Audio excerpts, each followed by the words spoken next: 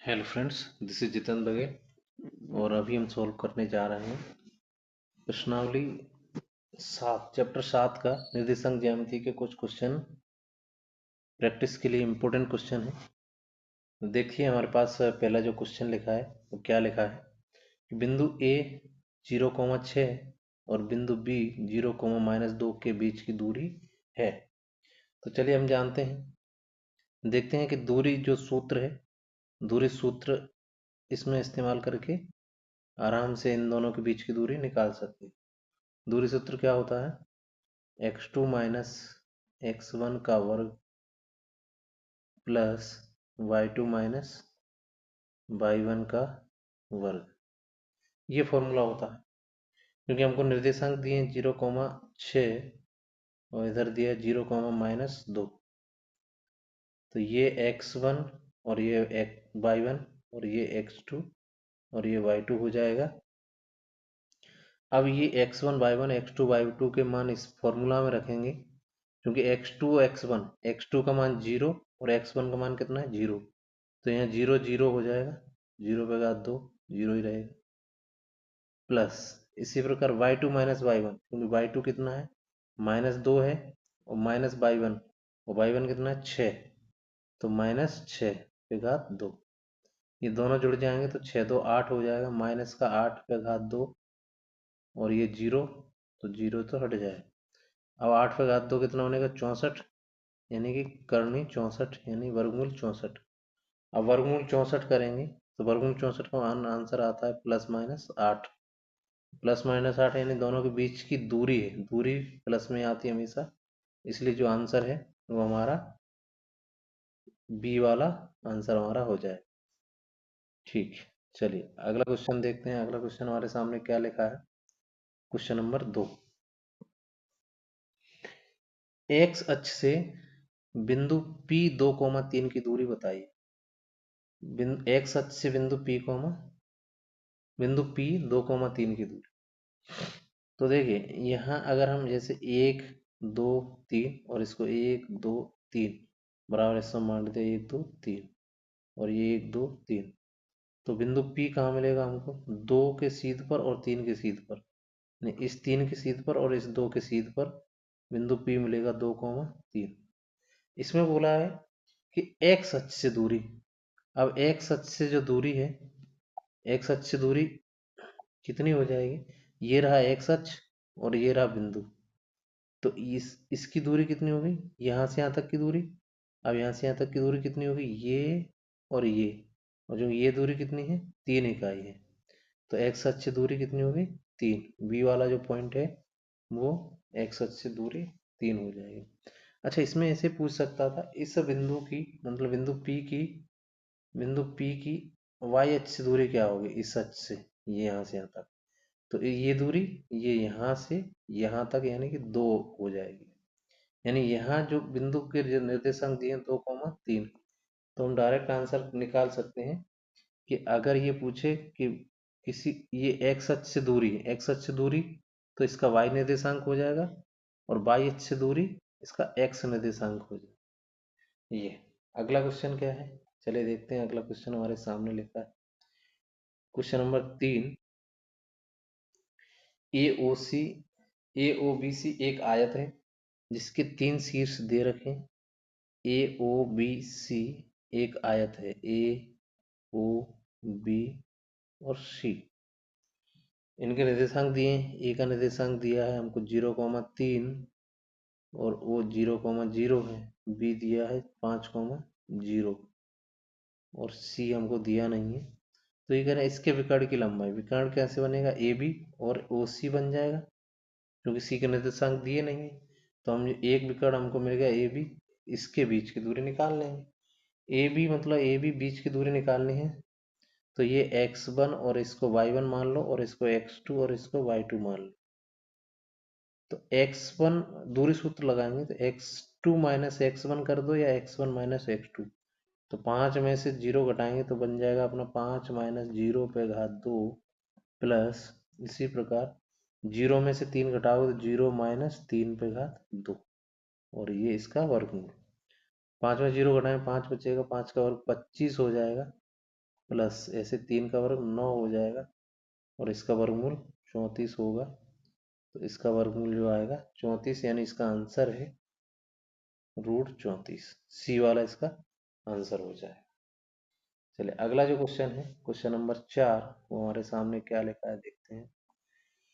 बिंदु -4, 0 ये त्रिभुज है, इसके निर्देशांक दिए हैं -4, 0 और ये 4, 0 और ये 0, 3 के शीर्ष दे रखे हैं। तो हमको बताना है कि ये त्रिभुज समकोण त्रिभुज है, समद्विबाहु त्रिभुज है, या समबाहु त्रिभुज है, या विषमबाहु त्रिभुज है। तो पहले हम ये तीनों बिंदुओं के बीच की दूरी, यानी अगर ये मान लें, इसको बी मान लें और इसको सी मान लें, तो ए बी के बीच की दूरी, बी सी के बीच की दूरी और ए सी के बीच की दूरी, इन तीनों भुजाओं के बीच की दूरी निकाल लेते हैं। तो ए बी के बीच की दूरी निकालेंगे, तो ये x1 और इसको y1 मान लो और इसको x2 और y2 मान लो। अब x2 माइनस x1, हमारा फॉर्मूला होता है x2 minus x1, x2 minus x1 पे घात 2 प्लस y2 माइनस y1 पे घात 2, ये फॉर्मूला है।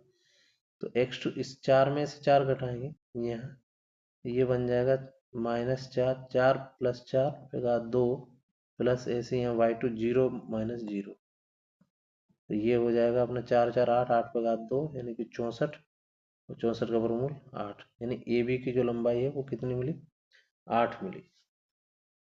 अब ए बी की लंबाई हमको 8 मिल गई, ए बी की लंबाई 8 मिल गई, यानी जो ए बी है उसकी लंबाई 8 मिल गई। ये ए है, ये बी है और ये सी है। एक निर्देशांक थे अपने -4, 0 और ये 4, 0 और ये 0, 3। अब बी सी की निकाल लेते हैं। ऐसे 4 में से 0 घटाएंगे तो 4 माइनस 0 यानी 4 पे घात 2 प्लस 0, -3 यानी -3 पे घात 2, और इसका वर्गमूल 4 का 16 और 3 का 9 और 16 9 25 और 25 का वर्गमूल 5, यानी बी सी कितना आया, 5 आया। अब ए सी निकालना है, ए सी तो 4 में से 0 घटाओगे तो 16 आ जाएगा और 0 में से 3 घटाओगे -3 और -3 का वर्ग करोगे 9, तो ये भी कितना आ रहा है, 5।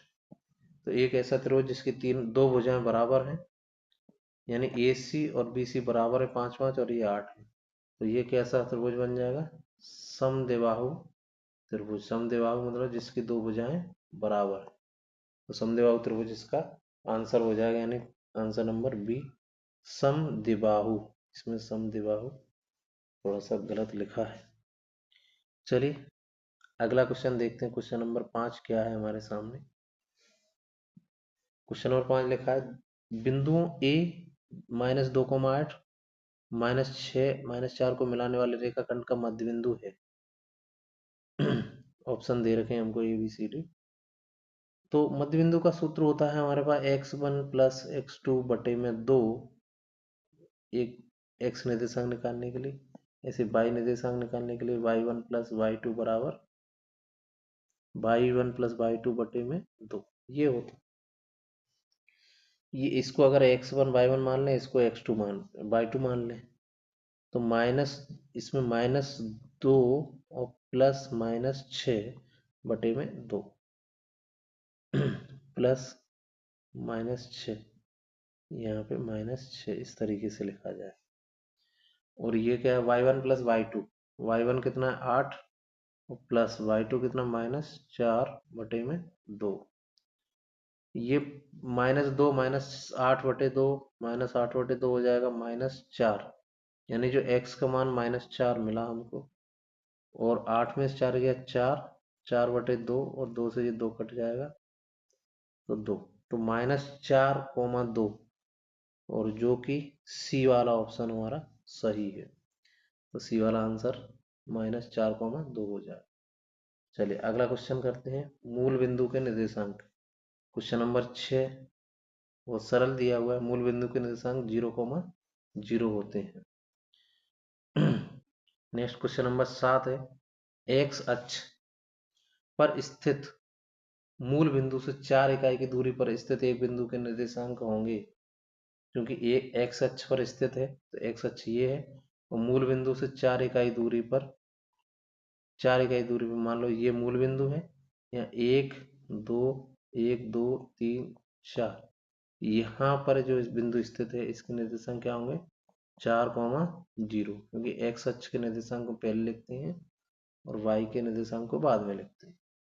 अर्थात पॉइंट जो बी, ऑप्शन नंबर बी सही है हमारा इसका आंसर। चलिए अगला क्वेश्चन देखते हैं। क्वेश्चन नंबर 8 क्या लिखा है हमारे साथ सामने।